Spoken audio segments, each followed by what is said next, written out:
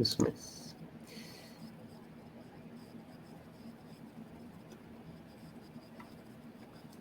All right. Hi, everyone. Thank you for coming to another great Bioconductor 2021 workshop session. This one is going to be on interfacing Bioconductor with the tidyverse, specifically the tidySingleCellExperiment and the tidySummarizedExperiment packages. We'll start the workshop shortly, but first a few housekeeping items. If you have questions for the speakers, please enter them into the Q&A tab or the chat tab. We'll be monitoring both. And if you want to have the ability to speak in front of everyone, you can just use the raise hand feature, and then we'll bring you onto the stage. For the questions in the Q&A tab, you can also upvote those, and that'll give us an idea of which ones are more important to answer sooner.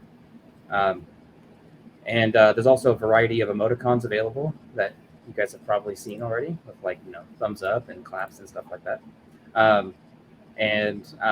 If you need to leave for any reason early, then this, just so that you know, a video of this session will be available a couple of hours after the session is completed.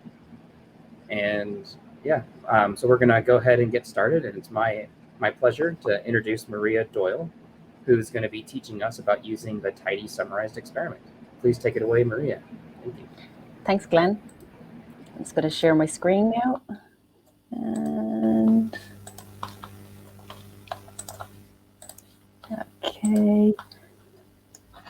Okay, great. So welcome to the tidytranscriptomics workshop. And this is the material that we're going to be working through today. And Stefano will drop the link in the chat for you there if you want to have access to that. And so yeah, as Glenn said, my name is Maria Doyle. I'm one of your two instructors today, and I work at the Peter MacCallum Cancer Centre in Melbourne, Australia. And your other instructor today is Stefano Mangiola, and he's at the Walter and Eliza Hall Institute in Melbourne, Australia as well. And in today's workshop, we're going to be taking you through these new packages, two new packages, tidySingleCellExperiment and tidySummarizedExperiment, both developed by Stefano and both in the last year. And these are packages that enable you to work with Bioconductor, SingleCellExperiment, and SummarizedExperiment objects in a tidy way. And these two packages are part of the tidytranscriptomic software suite, and I'll tell you a bit more about that in a minute. So today's session is 90 minutes, and there's two parts to it. So the first part is bulk RNA sequencing, introducing you to tidySummarizedExperiment, and also some new features of tidybulk. So we introduced tidybulk at the Bioconductor conference last year, so we're going to update you with some new features that are now available through that package. And in the second half of today's workshop, Stefano will take you through single-cell RNA sequencing and introducing you to the tidySingleCellExperiment package. And the format of this session, this workshop, is we'll have some hands-on demos. So in a few minutes, we'll show you how you can launch the on RStudio's server in the cloud, and you can run the material alongside with us. And we also have a few little challenges that you can have a go at it and do. We're using Menti for giving you some multiple choice, like quiz answers for these challenges, so you can try those. And there's also time for Q&A. So as Glenn said, at any time, feel free to drop any questions in the Q&A section of AirMeet or in the chat. Okay, and the goals of today's workshop are to show you how you can interact with and visualize, explore transcriptomic data using these tidy packages here. So focusing on introducing you to tidySummarizedExperiment and tidySingleCellExperiment. And in this material, we have a Google Doc, and I'm going to open that up now because that contains the instructions for logging into the RStudio and also the code for the Menti challenges, the little quiz that we have for you. And we've got just an initial set of questions that I'll show you in a moment. And we've also got a link in there to a feedback survey for this specific workshop, because it would be brilliant if you could let us know at the end how you found it, any suggestions you have for improving it. Okay, so I'll show you that doc now. So, and if Stefano can put the link for this Google Doc in the chat for you to make it easier, so you can grab it from there. So it's got the link to this material that I'm going through now. So you've got it all in one spot. And then this is the Menti code we have, or the Menti that we're using for these challenges. This is the code for it here, the survey link, and the RStudio workshop login. So first we'll go to Menti. So if you can go to Menti on your phone, or if you can open a tab on your browser and pop in this code here. And what you should see then is, oh, I can see one person's already there. This, hopefully you can see that there. These 3 questions that we have for you. And you can rate them on a scale of 1 to 5. So are you going to code along and try out the exercises during this workshop? So that lets us know like how many people to wait for it to give a chance to try the questions. Whether you have any experience with transcriptomic analyses, and also whether you have any experience with tidyverse, so we can kind of get an idea of the background of the audience for this particular session. Okay, so a few of you are filling that out. That's great. So we'll just give you a minute to do that.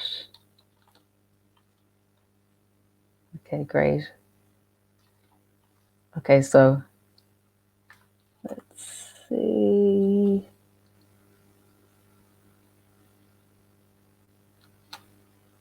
Okay, so there's less than half that maybe want to try out the exercise so far, and maybe that's understandable because I know it's a late Friday evening for a lot of people, very late if you're in Europe like myself, or an early Saturday morning if you're in Australia like Stefano. So completely understand if you just want to listen to what we're saying and just have watch, that's perfectly fine. Okay, and quite more than half of you have experience with transcriptomic analyses. That's great to know. So we have a little bit of background on that. We'll skim over that then. And experience with tidyverse, more than half of you, but less than half transcriptomic. Okay, that's great. That gives us an idea of the background. And now we will go back to the material I was working through. So these were the 3 questions that I asked you there. So because more than half of you know or have experience with transcriptomics, I won't go through this part, but it is available in the material, just a couple of little background on it that you can have a look through then in your own time. And I will just mention that what I'll be showing you in the bulk RNA sequencing package part of the workshop is tidySummarizedExperiment and this tidybulk for bulk RNA sequencing analysis. Okay, and then Stefano will take you through the single cell part. Okay, so now we will, and because again, more than half of you are familiar with tidyverse, I'll just let you know there's a little section here explaining exactly what the tidyverse is and tidydata, and how in this workshop we'll be working with these tidyverse packages and showing you how these new tidySingleCellExperiment and tidySummarizedExperiment packages interface nicely with tidyverse existing packages, shown here in this image, and you'll see us using some of these tidyverse functions shown here in this image, filter, select, etc.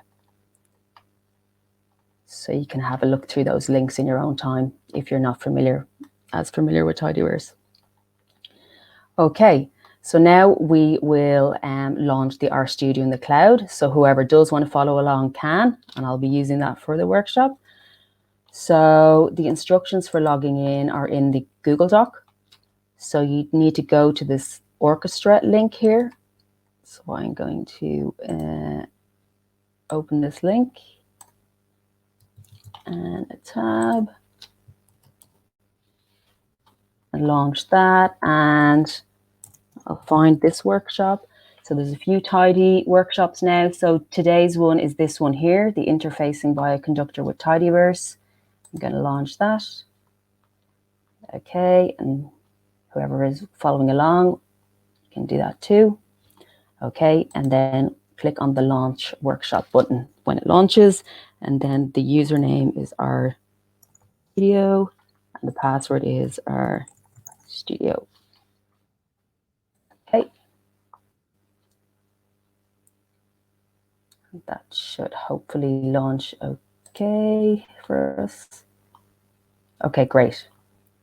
So hopefully you're seeing this too. And if not, you could try it out after the workshop. I think this will be available for at least the next few hours anyway, this orchestra site, if not longer.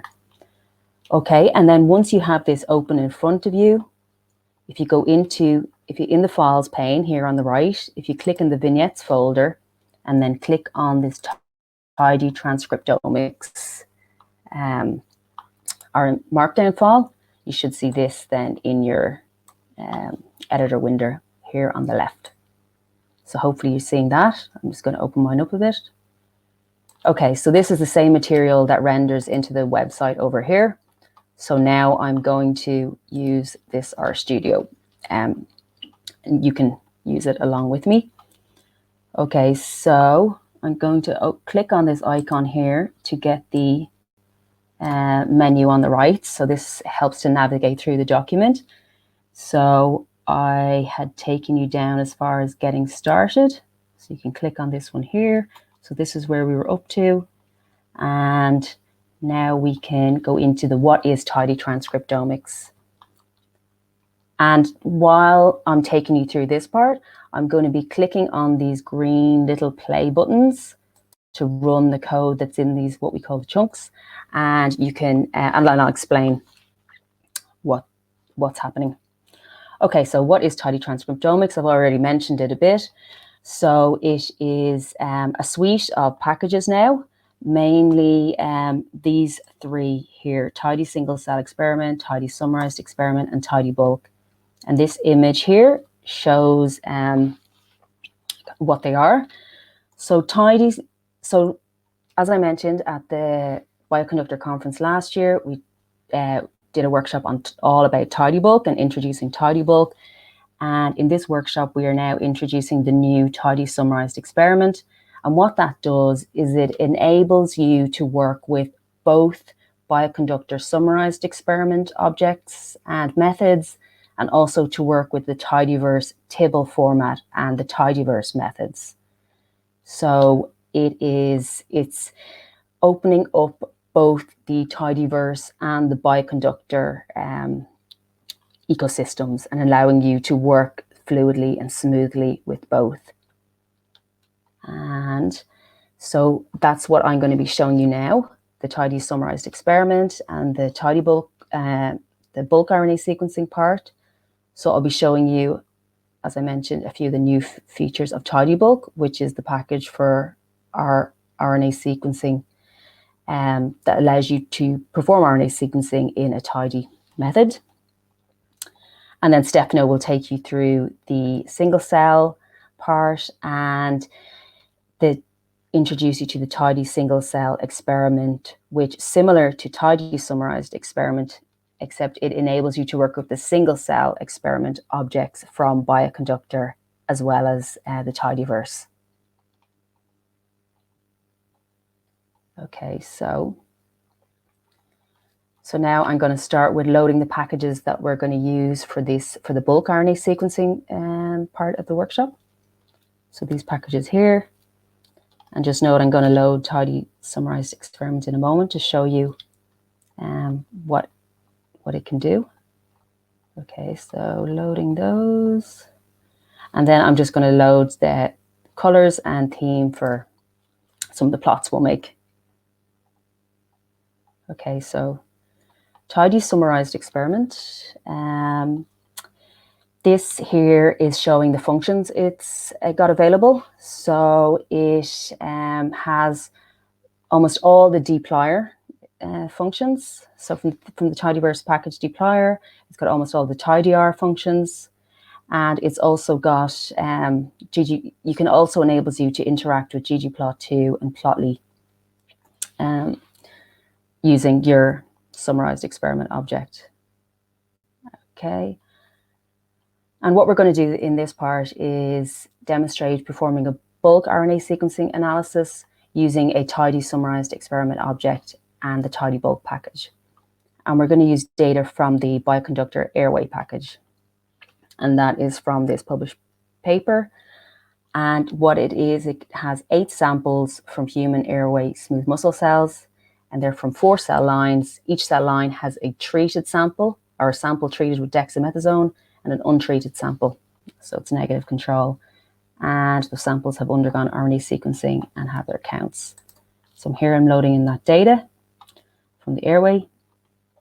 And if we have a look at airway, we can see it is a summarized experiment object. Okay. And now we'll see that if we go and load tidySummarizedExperiment package, and then have a look at airway again, what we should see now is we see it in a table, in a tibble format. So a tibble being a tidyverse table, in case you don't know. Okay, so hopefully you can see here that this makes it easier to see what is in that object. We can see the different variables, different columns in that object as columns in a table format like this. And this is telling us that it's a summarized experiment tibble abstraction. That's what tidySummarizedExperiment is doing. And we can see that it's got over 500,000 rows, and it's got 13 columns. And we can also see how many transcripts are in it. So here there's over 64,000 transcripts and 8 samples, as I mentioned. And what we can see as well is, we can also interact with the tidySummarizedExperiment object using all the commands that are available for SummarizedExperiment. So for example, assays being one of those commands. So we can interact with it using Bioconductor methods, if you're familiar with that, or you want to use those. And you can also then interact with this SummarizedExperiment object using tidyverse commands, thanks to tidySummarizedExperiment. So now I'm just going to show you how you can use some tidyverse commands with this tidySummarizedExperiment object. Okay, so for example, we can use filter, tidyverse filter, and we can filter our dex column for the treated samples. So we can select just those. So now you see we've just got the 4 samples. We can use select to choose our columns. So in this case, I'm choosing the sample cell line and the dex column. And we can use tidyverse's group by and summarize if, for example, we want to calculate the total number of rows for every sample. So we can group by each sample and then summarize. So that tells us then we've got equivalent number, or 64,000 rows for every sample. We can use tidyverse mutate if we want to create a column. So for example, we can create a new sample name column. So all our samples have this prefix here, and the unique identifier is just the last 3 digits. So we can use mutate to create a new sample name column, stripping off that prefix from the sample ID column. And then if we select just those columns, the original sample and the new sample name, we can see what we have made there. Okay, so now we've got a little challenge, little quiz for you, for whoever wants to do it, which is which of those 8 samples has the largest number of genes with 0 counts? So can you figure that out using tidyverse commands on that airway data set? So I'll give you a moment. So once you've figured it out, if you have a go at it, then there will be a multiple choice question in Menti for you to answer. So I will start. We'll give you a minute or two, a couple of minutes to do it, till a few people have a go at it. So you've got 4 options for the samples there. You can figure out which of those has the most genes with 0 counts.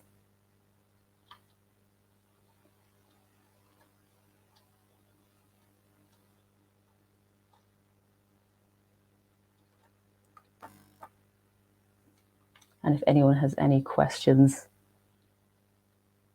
please let me know.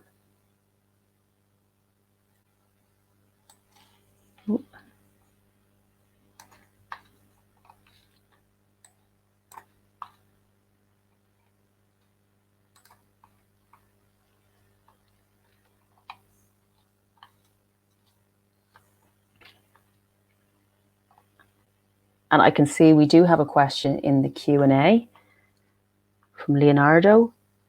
Since tidySingleCellExperiment works with SingleCellExperiment, and since spatial experiment extends SingleCellExperiment, is tidySingleCellExperiment compatible with spatial experiment with some minor modifications? Okay, question for Stefano, who's the developer of these. What do you say, Stefano?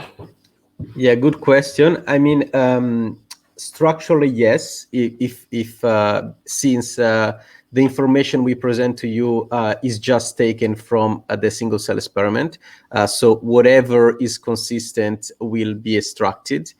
I thought, you know, I wanted to investigate this, whether we can develop, you know, a tidy adapter for spatial or not, but I didn't have time. But for sure, I mean, if you want to try, that would be interesting. You can let us know straight away.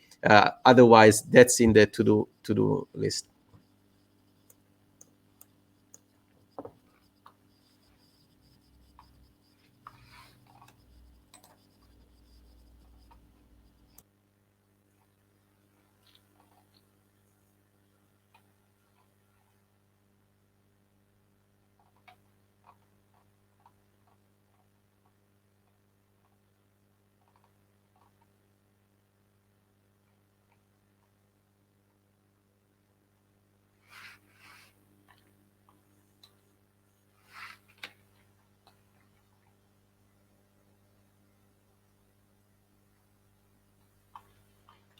And I can see, Stefano, you answered another question in the chat from Leonardo. Can we go from single cell experiment to tidy single cell experiment and Seurat and vice versa? Yes. So the question was asking if we can go from the, you know, standard representation to the tidy representation and vice versa, and as well doing this with Seurat and so on. The point here, and I think is a positive point, is that tidySummarizedExperiment and tidySingleCellExperiment do nothing to the original object. So the object appear different and can be manipulated through tidyverse, ggplot, you know, visualize with ggplot and so on. But the objects are still exactly the same object. So you can ignore, you know, at the backend level, the computer does not know that tidy, you know, the version tidy exists. So the object remains the same. Okay, thanks, Stefano.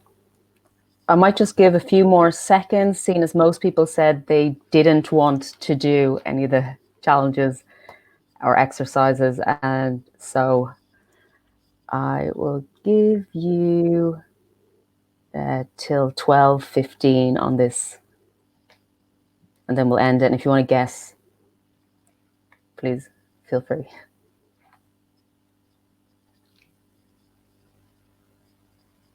Okay, 4 more seconds. Okay, that's it. Ooh. Oh, what's the Menti code? Yeah, I think, is the Menti code in the chat, Stefano? Yeah, it's in the chat. You can scroll up. I will paste it again. Okay. And we can go on, and then we can answer the questions that came now a bit later. So we keep going. Okay, I might just, yeah, okay, I will. If you didn't manage to do this question, have a go at the next one in a few minutes. Okay, for the sake of time, I'll move on. Okay.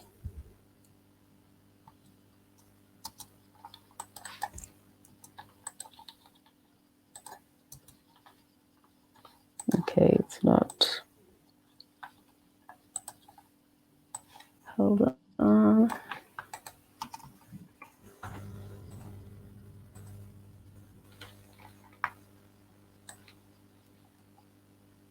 Okay, so our leaderboard, Tom. Well done, Tom. Okay, so that was showing how you could use some tidyverse commands to interact with the SummarizedExperiment object, thanks to tidySummarizedExperiment package. And now we're going to show you how you can perform an RNA sequencing analysis using that object, and show you some of the and how it interacts with tidybulk. Okay, so here I'm going to run this. So here I'm going to take that airway data set. I'm going to add that sample name column that I showed you above using mutate to have the shorter sample IDs for some of the plots. And I'm also going to use mutate to add a symbol column that contains the gene symbols, because at the moment we've only got the IDs. Okay. So here now, I've got my SummarizedExperiment table abstraction still, and I've got my sample name column and symbol column added. So just to format the data.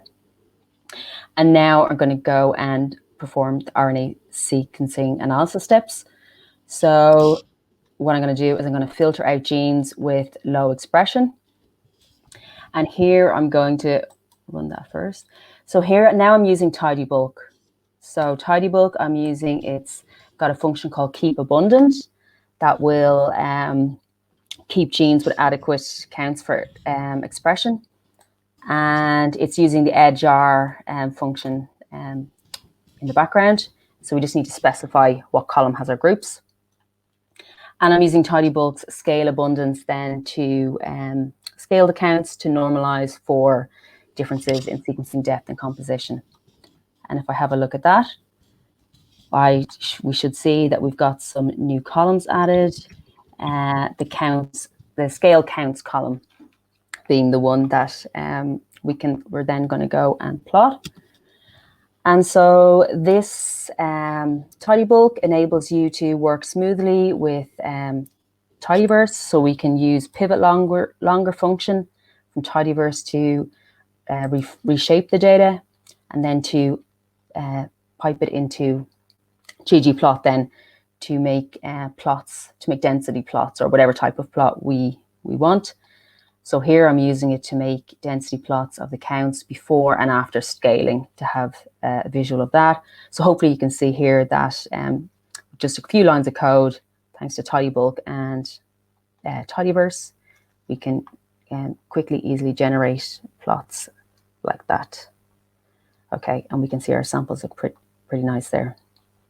And just as a comparison then, this would be the code, the tidybulk code for filtering, scaling, and creating those density plots.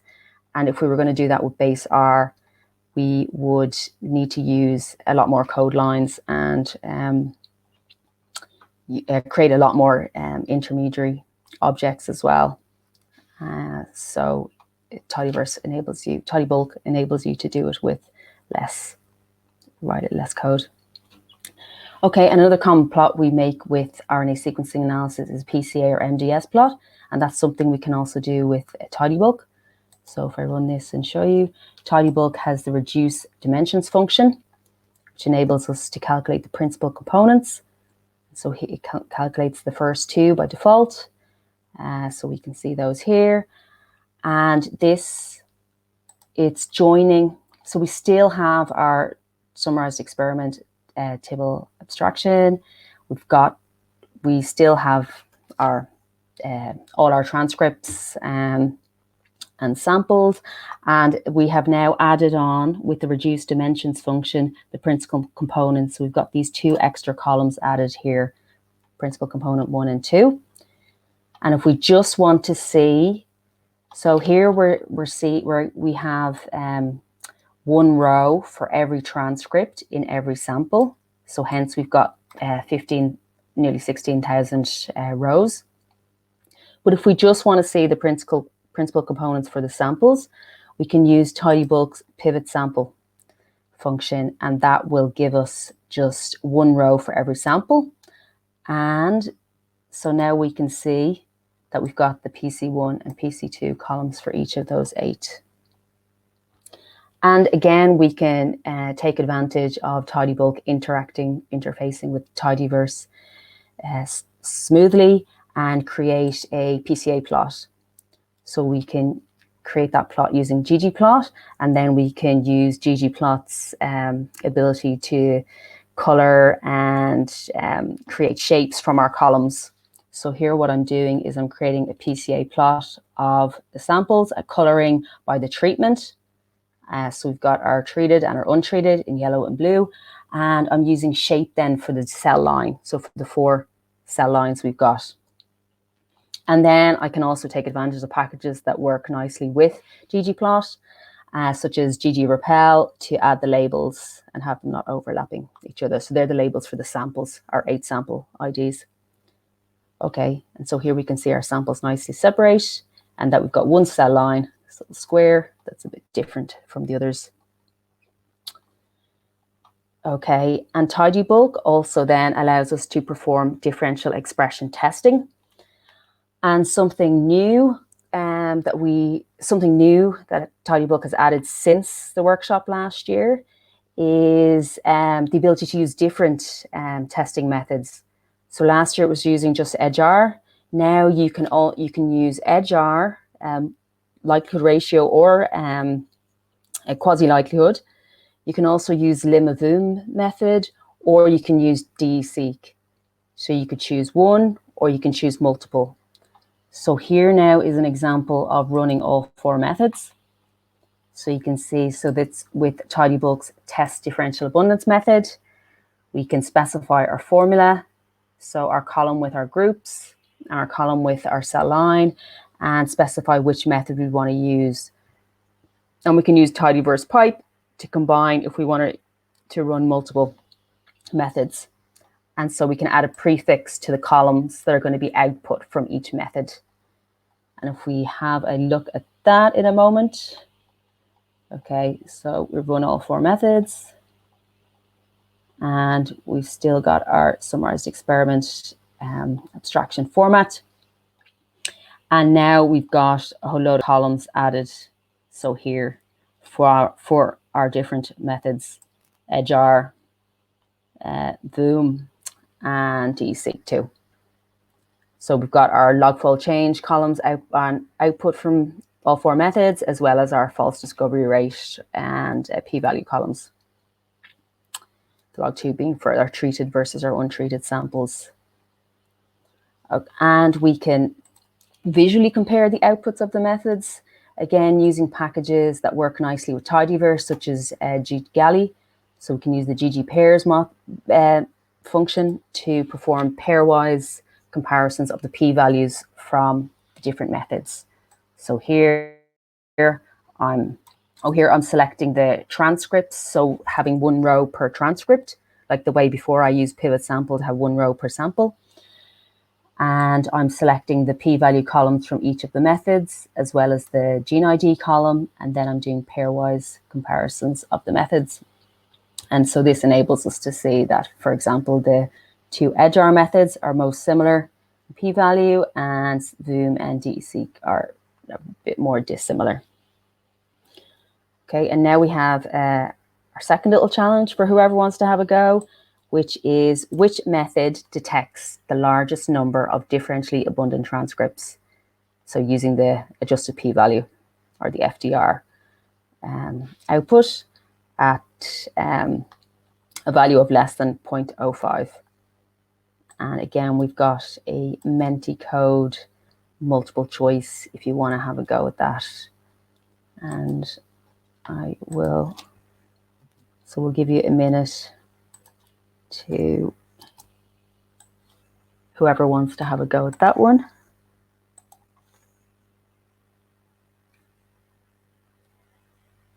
Okay, just get it started.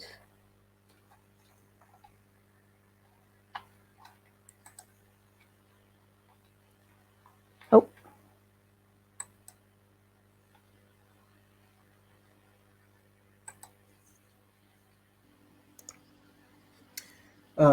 Since we are just a kind of small, okay, I see, it's working. Otherwise, since we are not many, Yeah, and if you are not in the Menti, feel free to shoot your answer in the chat. We are, you know, a very tight group here, so.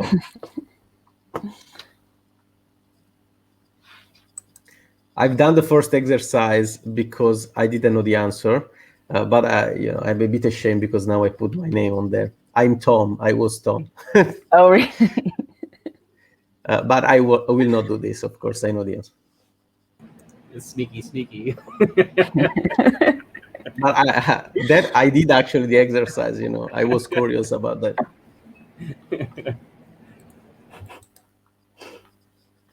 I didn't know that Tom was me. You know, because I didn't insert any name. Now I know. Oh, so it just gave you a name. Yeah, a random. Yeah. I see. Okay, let's. I mean, many answers came, and I think I answered them all, but I might have missed some. So feel free to repost it. So there is a new question for Gabriel. Where does the function to glist come from? SC2 to SC2 dglist is not. Actually, don't remember. Is not ours. It could be. I mean, I'm pretty sure Google will tell us the answer. Might be from DSEC2. I have the feeling.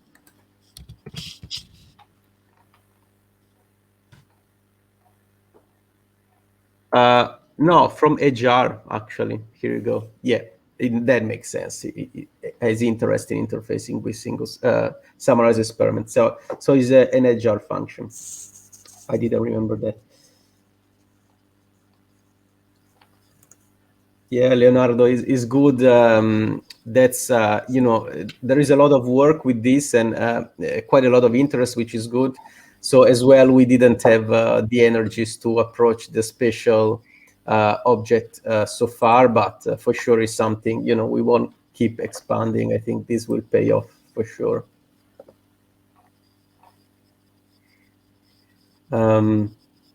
Yes, so I since we are here, I extend the invitation to anybody. You know, we have a small team, but for this kind of tidytranscriptomic infrastructure, but we are more than happy for collaborations and more than happy to co-supervise students that, for example, they would like to approach the special experiments or contribute. While tidySurat and tidybulk, they are published, there will be a bigger publication, I think, for tidySummarizedExperiment, tidySingleCellExperiment. So yeah, we are happy. You know, we would like to share this effort and also rewards to an extended team for sure. So contact us in case there is some student interested in this. Oh yeah, and apologies for not putting the answer from the last question. Thanks, Stefano. You put it in the chat. I meant to show that, but yeah, sorry. It's 2:30 in the morning for me here, so if I'm not like completely. So it was simple. Is you are just filtering on counts column B equals 0, and then you are counting. Yes, and the answer to this quiz is as simple as that. You want to filter based on something that is quite obvious, and then in this case count the rows. We have 4 different methods, and yeah. and I'll just give it another 15 seconds again, I think, and then I'll show the answer. Let's see who of these few people is our new leader. Same leader. Okay. Okay, I'll end it now. Let's see. I have to keep pulling it onto this other screen to get it to move. Okay. Can you see that? Glenn. Well done, Glenn. Very good. Okay, and then I will show you the answer. Okay, so you could, I'll put it in the console. Okay, and as Stefano said, there is actually a solutions file. So I'm showing you now, it's in the interest of time, pasting it to show you. So you could do that for one of the methods and purely use tidyverse filter to see how many rows you have for or transcripts with FDR less than 0.05. And you could do that for all 4 methods. And you should see that the answer is the edge-R likelihood ratio detects the most, the largest number of genes at that p-value. Okay, great. And so again, this is next part is to show you just comparison of if you were going to do this bulk RNA sequencing analysis using a more traditional R or bioconductor methods. For example, using edge-R, the code would look something like this, where the methods or the functions can be a bit harder to understand if you're not, if you're new to RNA-seq, if you don't have a strong statistical background. So tidybulk, like tidyverse, aims to have functions that have easy to understand names, so such as test differential abundance. Okay. And again, we can take advantage of tidybulk interacting with tidyverse and create plots using ggplot. So this is an example showing how you could make a volcano plot. So using ggplot, so how we can plot the log-fold change in the p-value. So we're plotting our genes that are upregulated, downregulated, and significant. So using a simple plot, or we can make more complex and customized plots, really taking advantage of all the tidyverse functions and functions that we can use. So here, what I'm doing is I'm going to take the top 6 most significant genes, taking the symbols for those genes, and then labeling them in a volcano plot. And this shows how you can really customize the plot to your heart's content using ggplot functions you might be familiar with. Again, using ggRepel, and you can use themes and everything to make your volcano plot as beautiful as you like. Okay, and another new thing that tidybulk has since the workshop last year is that it has a function called get bibliography. And you can use that to, so tidybulk keeps track of the methods that are being used by the functions that you've run. So you can use get bibliography then to extract the references for those functions in bibtext format, such as here.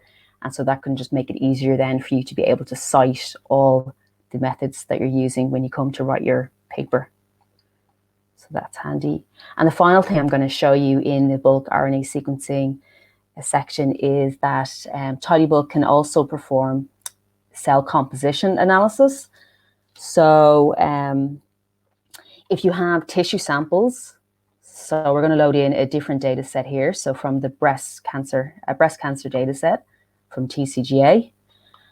So if you have tissue samples, you might want to know what cell types are present, particularly if you're interested in immune cells. So if you want to know what immune subtypes are present.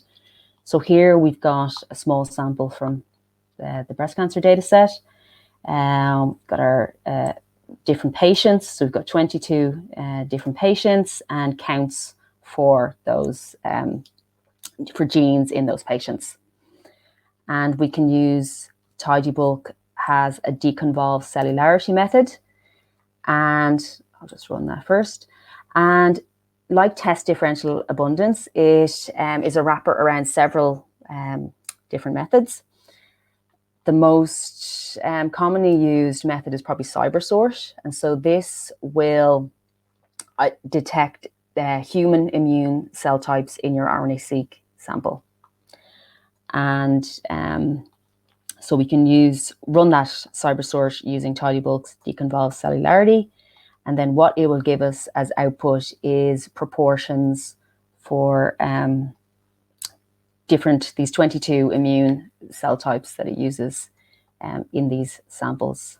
So that's what we're seeing here now in our output.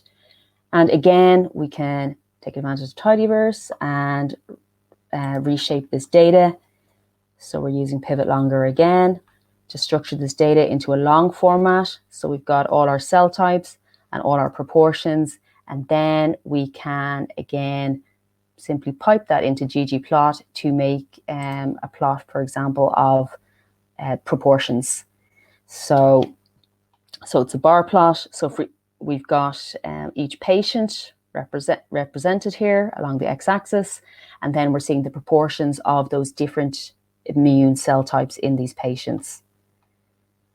And so our final little challenge for the bulk RNA sequencing for part 1 is, what is the most abundant cell type in those breast cancer samples?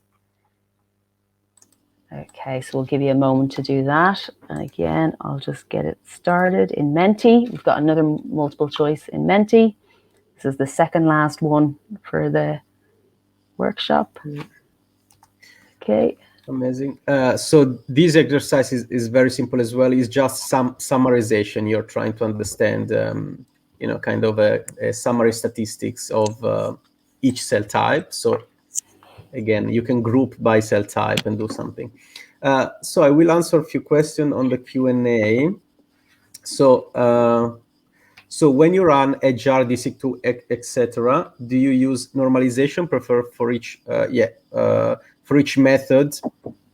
The answer is yes. So as our message say when we run any statistical tests of that kind, is that we start from raw counts. So no matter if you have scaled the data for visualization, we have a function to adjust the data of unwanted variation, again, for exploration analysis. But when we test, we ignore all that, just keep raw counts and do whatever is indicated for the stream of analysis.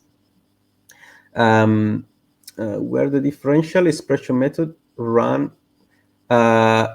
Yes, so we have many streams for each method, especially a jar has a robust version and likelihood ratio and so on. They are run with default parameters, but very often with ellipse, so the 3 dots, you can add whatever argument that will be passed to each method. So you don't need to go as cookie cutter as you might think. You can just you have some flexibility on that for sure. And the fit object. So if you want to go into the nitty-gritty of how the fit looks, the fit object, as the message say, is stored in the as attribute, so you can extract it and do what you wish. So another question is, have you considered using DE formats? I was not aware of this, so the answer obviously is not, but I will have a look for sure. Actually, I will open the website and look at it later. Its original CyberSort or CyberSort 2 implementing it? We are using the original CyberSort. You mean CyberSort X or? So the answer is the original, but I couldn't find the the very implemented code to use for later versions. And again, a point on that, we have many algorithms. We have also routines to test patient stratification based on cellularity, and as well doing linear model or Cox regression model based on cellularity. It's called test differential cellularity.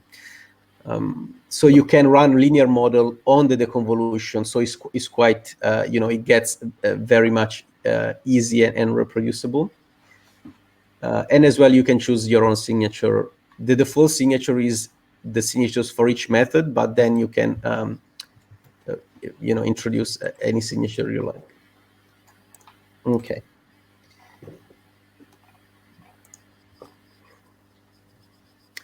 All right, so we are at the edge of the time.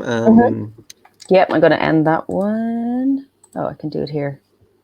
I will end that so we can move on to the single cell part. So tired after a long day. Yeah, I hear you. Okay, well, oh, it looks like a close race, but Lambda pipped Glenn at the post. Well done, Lambda. Okay, great. Okay, and then I will, again, the answer you can find in the solutions, but I'm going to pop it in there. So it is a matter of using group by again, this time grouping by cell type, and you can use summarize again, this time to get the median of the proportions, and then use arrange to sort by the proportions. So that's how you can figure out that macrophages M0 is the most abundant cell type. Okay, brilliant. So hopefully you've seen in that section that giving you a brief introduction to the new tidySummarizedExperiment package and some new features in tidybulk, and how you can interact with bulk RNA sequencing data in a tidy way. Okay, so now I'm going to pass over to Stefano, who'll take you through the single cell part. Okay. Amazing. Thanks, Maria. Very greatly done, because it's 1 a.m., almost 2 a.m. In Ireland. Almost 3. So almost 3. Almost 3. Send them some love. I will. Here you go. That's okay. Anyway, I will share my screen if I will be able to. Let's see. Okay, easy screen one. Okay. All right. So can you see my screen? Nope. Oh, now I can. Okay. All right. So amazing. We had a lot of questions. That's great. This crowd is very passionate. I don't want to leave time so we can discuss at the end. So I will quickly show you how tidySingleCellExperiment integrates as well with all we have talked about, and maybe skip some part. But again, the material is online. Is for you to also have a look after the workshop.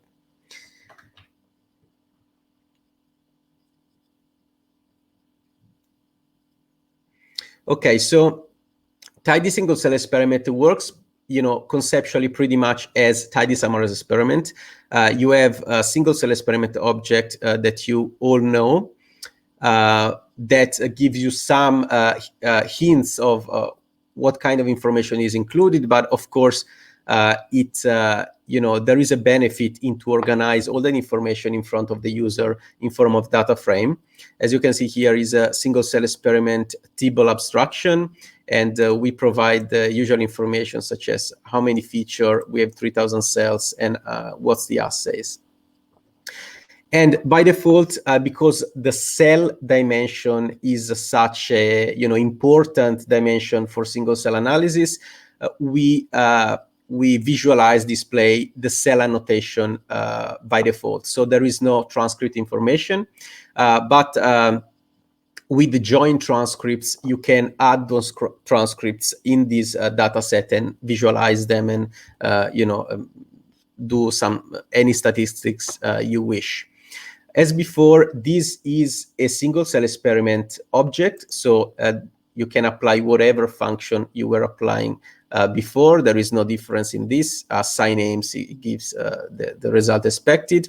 But thanks to this package, now you can manipulate it and visualize it as if it were a table. And we can apply function basically identical to what we did before, filter the data, select columns, mutate columns, and you can see here, we are mutating just kind of manipulating some ID and print it back. We can also join data sets. This is also true for tidy summarized experiments.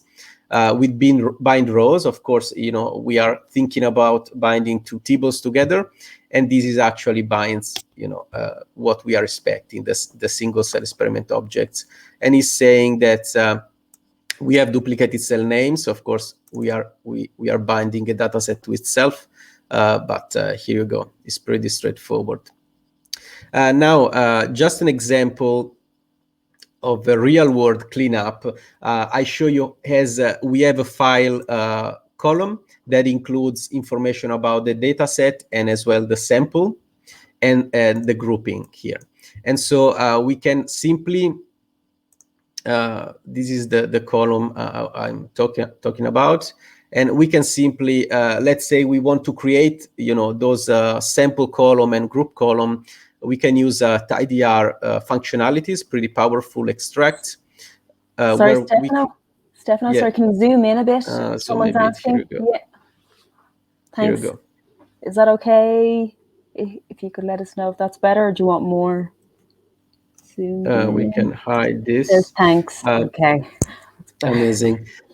So we can create the sample column, extracting this information with the regular expression from file column, and as well a dataset column, a group column in the same way.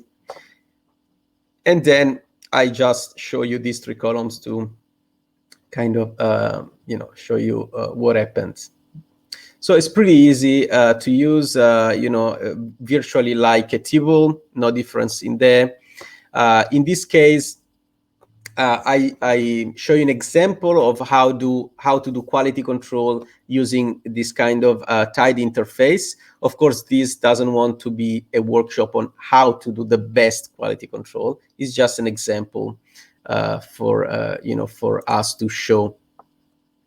In this case, we usually want to do quality control for each sample, as each sample can have different global property about the quality of the cells. And I'm sure this crowd is quite expert in this, but just to introduce, with single cell sequencing, we might have some droplets that we are measuring that do not include any cell. So they include just ambient RNA, floating in the solution, or might be including damaged cells or dying cells. So we want to eliminate those cells before we do any biologically meaningful analysis. In this case, we are filtering just one dataset as example. This is nothing tidy, it's just a kind of common bioconductor code. We are detecting the location of our genes, and some of those locations will be empty, so mitochondrial. And so an indication of cell death is high mitochondrial transcription.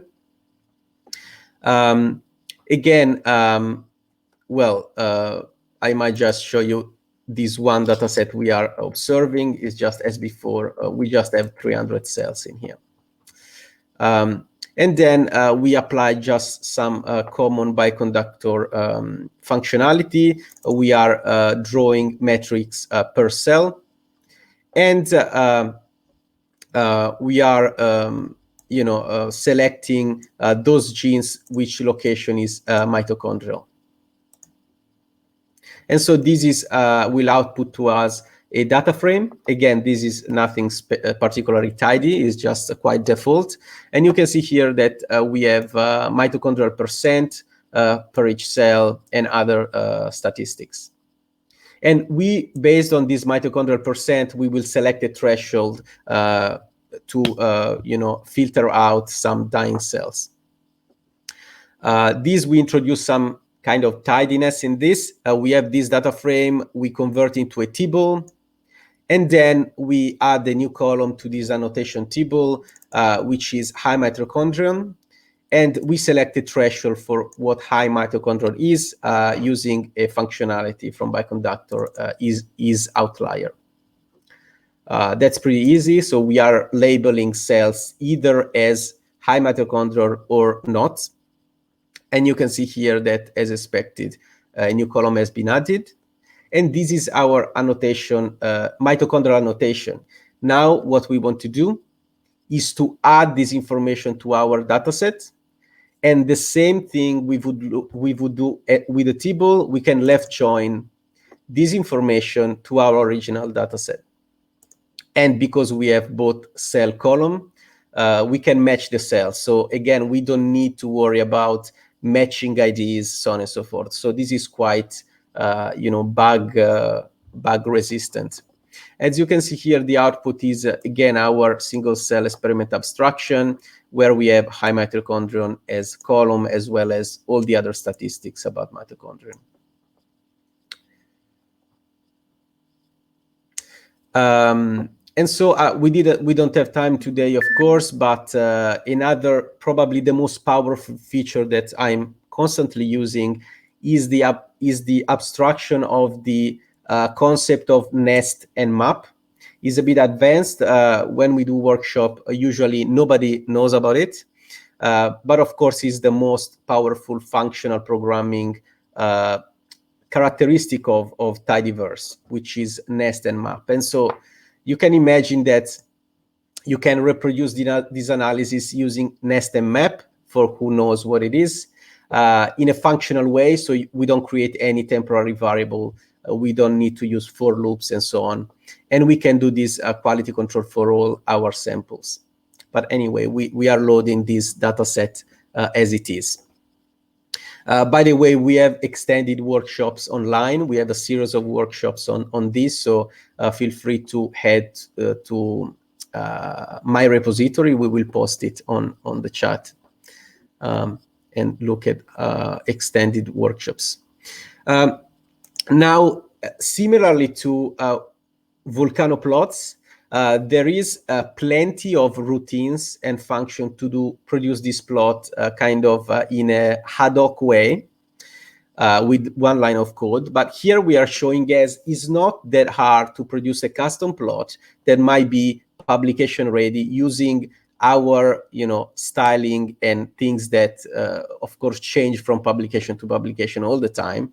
And so here we are creating a plot where we visualize for each of our quality characteristics the distribution, highlighting the kind of dying cells in red. And so basically, because we have our 3 columns of interest part of our data set, we can reshape them. Again, this is a kind of complex concept, but I'm sure many of you will know it. When we reshape, is so powerful because we can create faceted ggplots.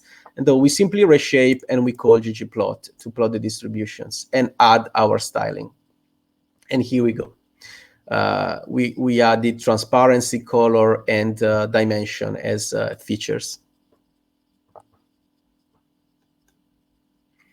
Okay, we have observed that our quality control looks quite good, and then we can use a filter.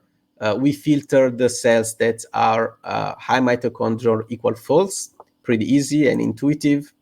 And our object gets updated. And now we can have a look to our object and see that roughly 100 cells have been eliminated through this quality control. Now, another very common procedure is as similarly to bulk RNA sequencing data, we want to scale the data based, in this case, on cell content. I mean, this is debatable where we are eliminating some biological effect or not, but for many procedure, we want all cells to be considered having the same amount of RNA.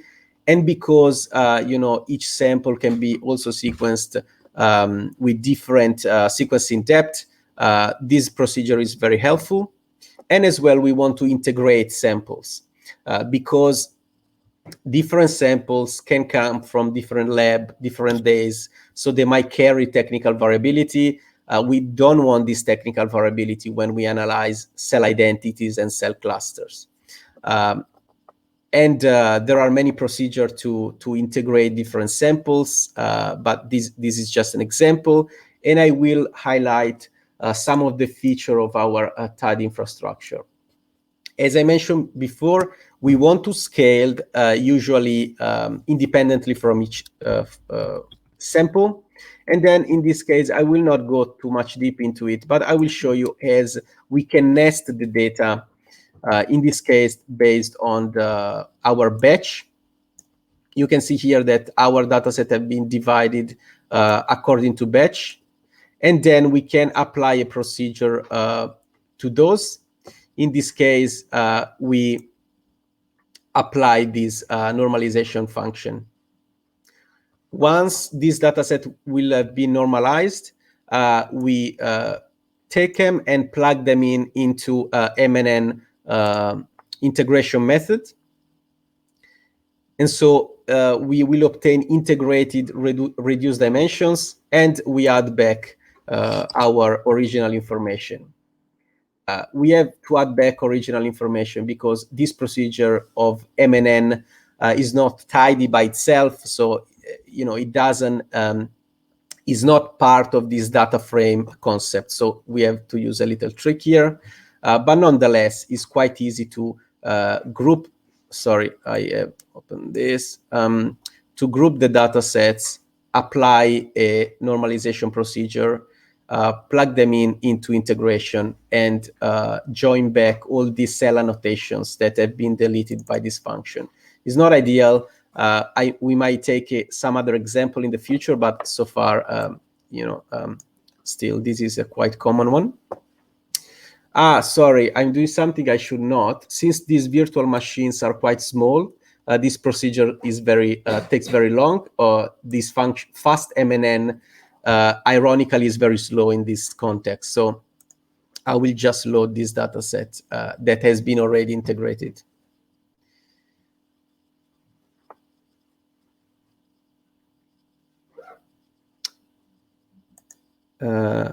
I cannot stop this procedure. Let's see.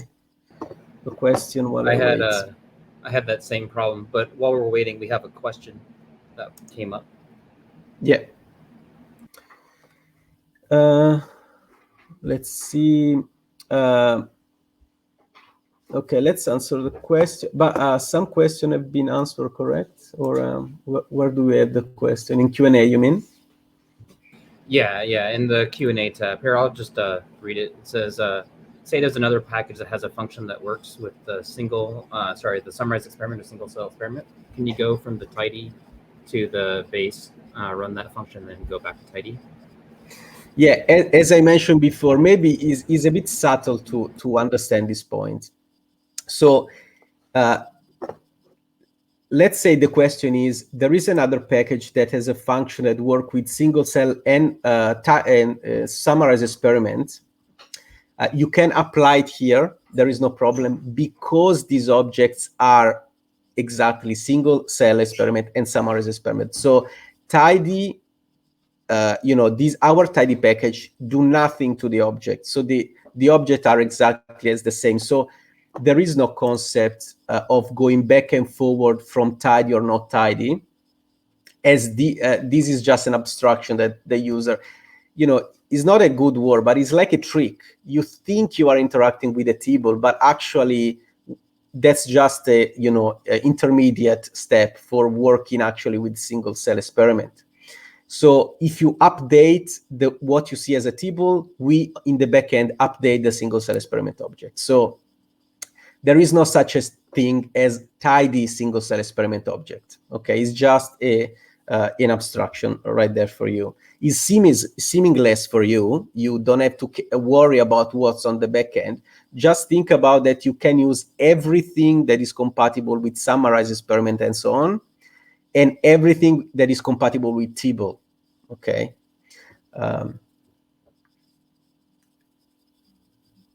So you can use, for example, tidybulk, and then some bioconductor packages that work with SummarizedExperiment seamlessly. There is no absolute problem with that. You can go back to the old visualization, setting an option. We are just changing the visualization, so you can go back to the old one if you prefer and still use tidyverse. And then, do you have plan to extend this infrastructure to site-off? Yes, I haven't worked with site-off data, but if I think they can be stored in a single cell experiment object, and in this case is automatically working for you. If there are some subtle details of object that change, it would be interesting to know what they are. You can submit an issue to our GitHub repository, and we'll be happy to have a look at it. Okay, the last question, and then I will go on. So Tidy does store the data in the single cell. Yes, of course. So single cell experiment is the actual container that we store the data into, and then you can interact in another way. Similarly to how the data is stored in binary in your hard drive, but you see it as a table. It's just an abstraction. We provide a further abstraction. Because table is good to interact with, but is kind of SummarizedExperiment is more efficient in terms of memory. We don't care in a way in which way you store it. We show you, in a tidy way, but it is stored in a SummarizedExperiment.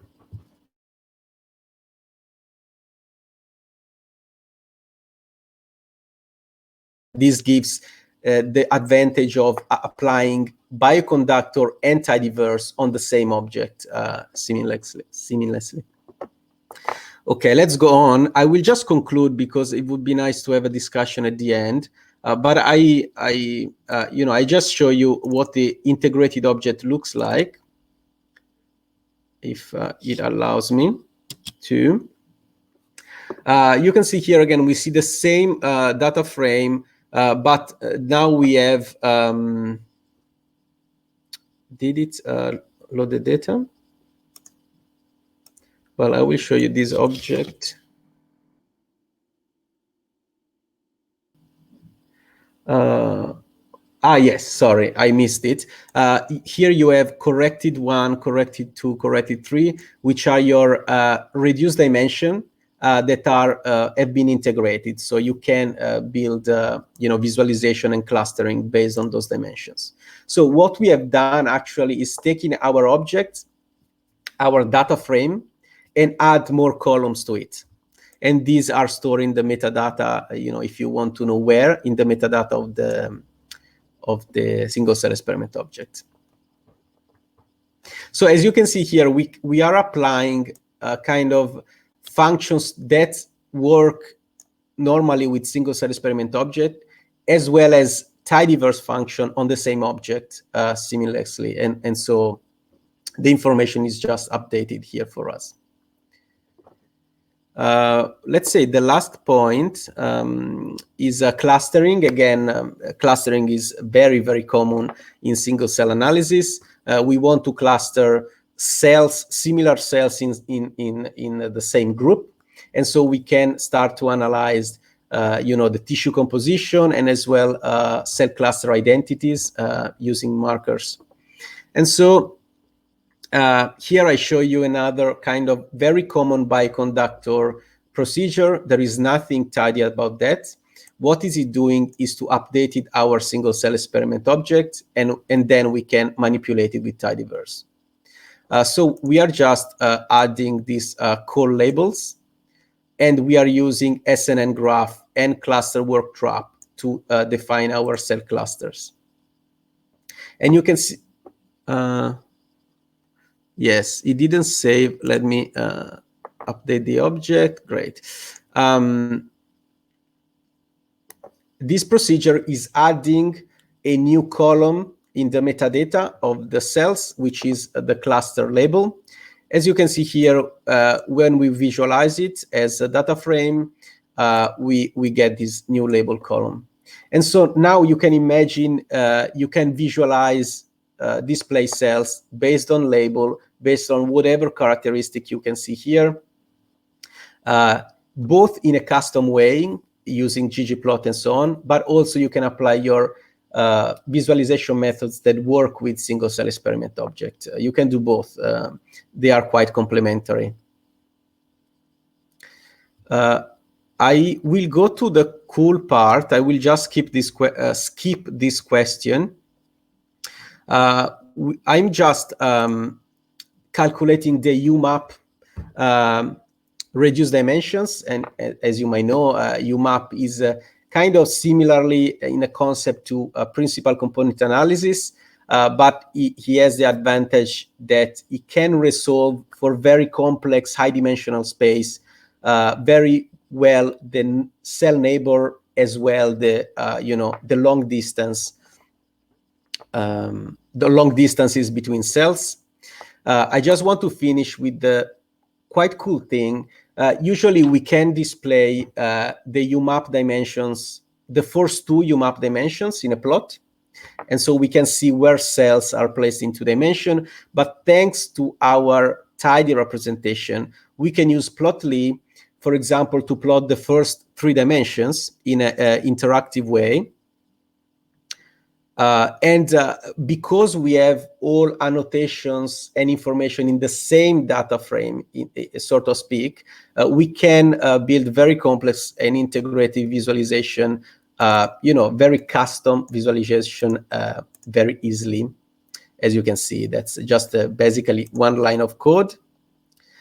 And we might shape and color the cells based on mitochondrial abundance, based on total RNA. You can go crazy. In this case, we are using the label column to do this. And now this is quite simple data set, but you can imagine that you can get many more insights, and I've done myself, when the data sets are quite complex. So in 2 dimensions, some things could hide a little bit, while here you have quite a bit more possibility. Well, this resolution doesn't play well with interaction, but you can see here. Very cool. You can use Plotly as well. And as well, of course, the advantage is because we can use ggplot so easy, we can use ggplotly to make all those plots interactive, quite easily. So that's the last thing I want to mention. Sorry, I rushed a little bit. It's not easy to talk so many things within 1 hour and a half. But yes, thanks for the attention. Thanks for interacting so much. Now we have 10 minutes for questions and for discussing. So thanks. Yeah, that was really great. Thank you guys for sharing. Quite impressive to see all the stuff that I've been missing out on tidyverse over the years, and now we have all these really cool additions. That's great. So we have a couple of questions that came in. Let's see, we'll start at the oldest question. So I'm going to put it on the stage. Are there any protected elements in the SE or SCE object packages that we shouldn't mess with to be compatible with tidy, like parts of the metadata or something like that? That shouldn't mess with to be compatible with tidy. No. Well, basically we are reading few things and integrating them. For example, of course, sorry, the data was about single cell or bulk, because those 2 objects are both. All right. So we are reading, there are some slots in those objects that we are reading and integrating. The metadata for single cell especially, and as well the slots that includes the reduced dimensions, so on and so forth. So I would say, the answer is no, unless you do something very crazy, but no. We are just picking in for assays. We are reading each assays and integrating into our object. So it's pretty standard. Yeah, I would say don't worry. Okay, we have another question from Leonardo. Is tidy compatible without out-of-memory SE or SCE count representations for like big or huge data sets? Well, if so, to answer this kind of compatibility question, if if the function assays is compatible with what you think, our object is compatible too, because what is reading is just the summarized experiment in a way. So I don't think it cares about if the object is well abstracted into maybe these what do you say, out of memory ways to load the data, there should be no problem. I don't know this topic specifically, but think about our algorithms that work on the object itself. So they just care about what the content of the object is. As you might investigate entering into the object itself. All right, we have another question here from, I'll just put this one from Lambda from the chat. So is this a wrapper for Seurat's data integration for SCE as well? Wrapper for Seurat's data integration for SCE. Also, I don't understand the question. Is wrapper for Seurat's data integration for SCE? Lambda, do you want to clarify?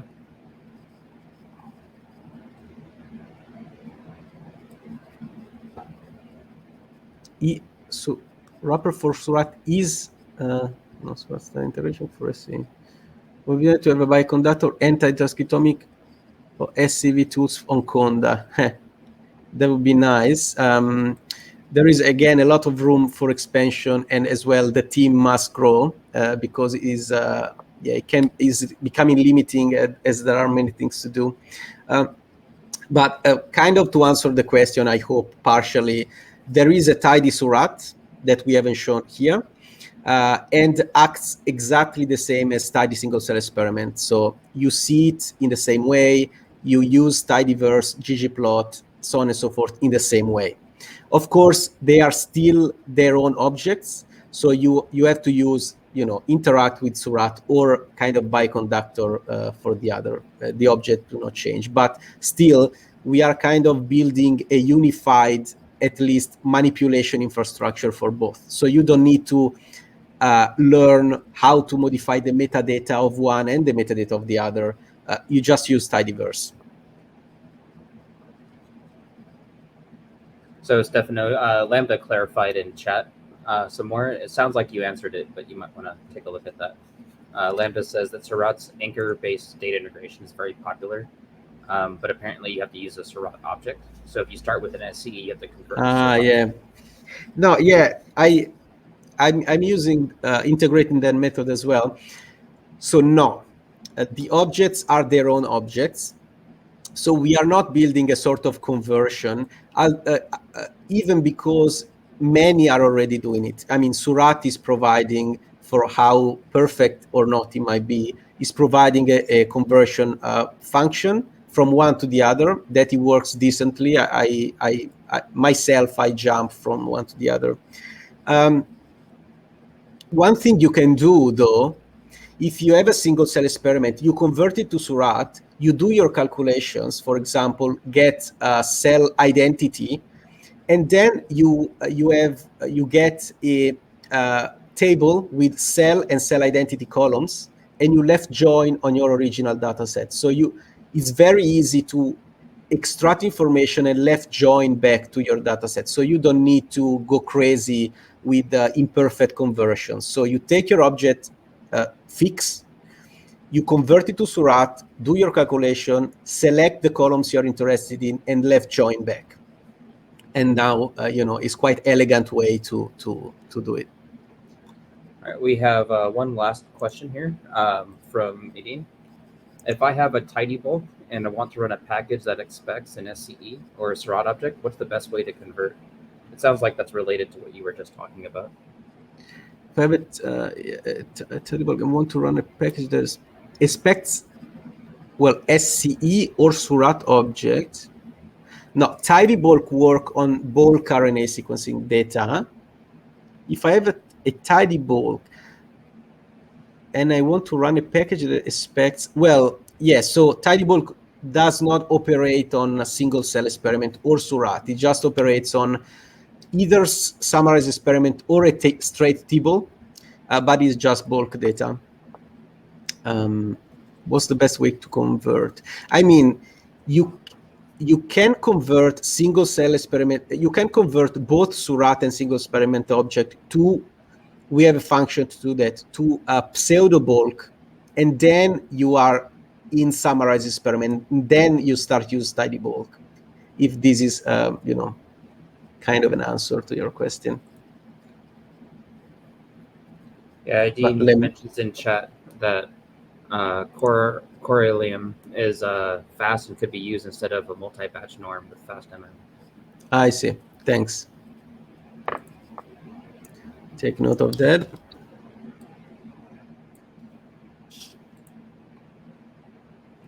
Well, that's great.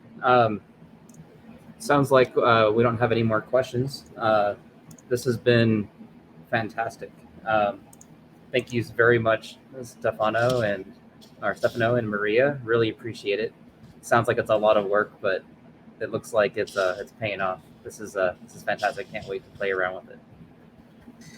Thanks a lot. Thanks, Maria. She's the champion of today. You're the great package developer, so Tidy King. I put a link for a really tiny feedback form. If anyone does have feedback, good improvements, anything, we really appreciate, because we keep trying to improve. So thanks, everyone. For take a minute to go into that survey, as we modify each workshop, provided the feedback happens every time at this stage. So that would be appreciated. And thanks to Glenn and the organizers, is very amazing. We have one last-minute question that came into chat, asking about, was it important to understand object-oriented programming about S4 or S3 objects for developing tidybulk? If you if you want to develop utilities for tidybulk, I still have the plan, but I didn't have time to implement it, to build a kind of API to simply, you know, add any function you want to the tidybulk. At this stage, yes, you have to, you know, at this stage we support both tibble, which is S3, and SummarizedExperiment, which is S4. So you need, I mean, in effect, I mean, you don't need to have a deep knowledge. It's enough to be able to interact to SummarizedExperiment with the utilities that are common. You don't need to go into the object, you know, kind of hack the object, although sometimes might be needed, but we try to not to, as people discourage this, and they are right. So, but nonetheless, if you have some idea of how to expand tidybulk, get in contact with us. That might motivate us to build a kind of serious API for easy expandability. Great. Thank you very much. Well, if you guys want to reach out, I believe there's the contact information on their websites that are included in the chats. And this has been great. Thank you very much. Amazing. Thanks, everybody. Thanks, everybody.